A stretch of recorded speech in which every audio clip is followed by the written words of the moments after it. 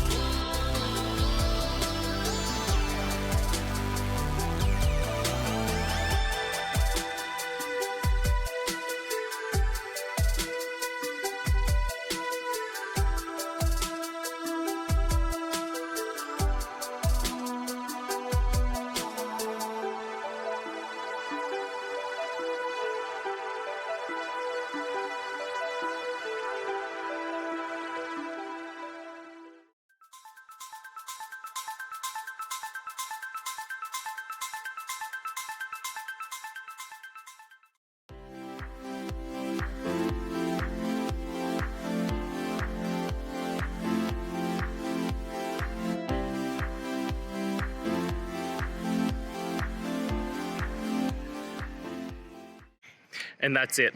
I hope that that's helped find the solution that you're looking for.